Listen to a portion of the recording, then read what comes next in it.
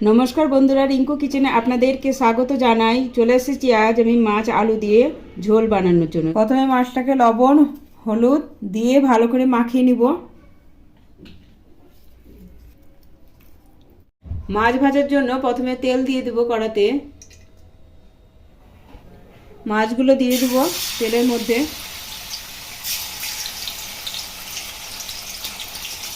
মাছগুলো পাল্টে দেব।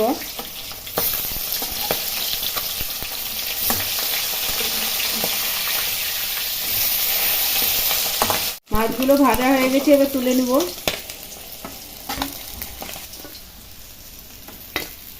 মাছগুলো ভাজা হয়ে গেছে, আর এই তেলের মধ্যে আলুগুলো দিয়ে দেব। সামান্য লবণ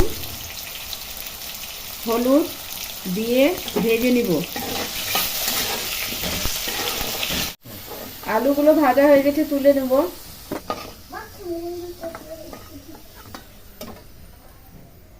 ওই তেলের মধ্যে তেজপাতা দিব, জিরে দিব, পেঁয়াজ কুচি দিব, ভালোভাবে মিশিয়ে নেব। পেঁয়াজগুলো ভাজা ভাজা হয়ে এসছে, এবার আমি এর মধ্যে টমেটো দিয়ে দেব। জিরে আদা লঙ্কা রাই বাটা মশলাটা দিয়ে দেব।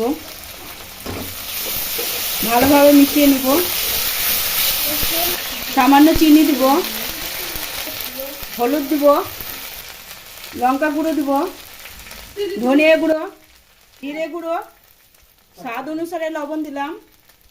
ভালোভাবে মিশিয়ে নিব। মশলা করার সময় জলটা ছিল, সেই জলটা দিয়ে দিলাম। এবার ভালোভাবে মশলাটা কষে নিব। এখন মশলাটা ভালোভাবে কষা হয়ে গেছে, এবার এর মধ্যে আমি আলুগুলো দিয়ে দিব।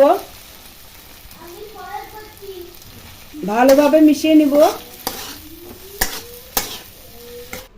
আলুগুলো মশলার সাথে কষা হয়ে গেছে, এবার আমি গরম জলটা দিয়ে দিব।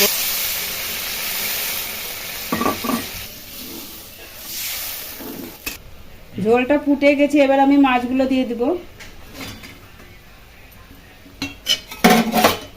ভালোভাবে মিশিয়ে নিব। কিছু সময়ের জন্য জাল করে নিব। দেখুন বন্ধুরা, আমার আলুটা সিদ্ধ হয়ে গেছে, মাছের ঝোল বানানো হয়ে গেছে। এবার এর মধ্যে গরম মশলার পাউডার দেব, ধনে পাতা কুচি দেব, মিশিয়ে নিব। এবার আমি নামিয়ে নিব। মাছের ঝোল রেডি হয়ে গেছে। এরকম ভিডিও দেখার জন্য আমার চ্যানেলটাকে সাবস্ক্রাইব করবেন আর আপনাদের বন্ধুদের মধ্যে শেয়ার করবেন, ভিডিওটাকে লাইক করবেন।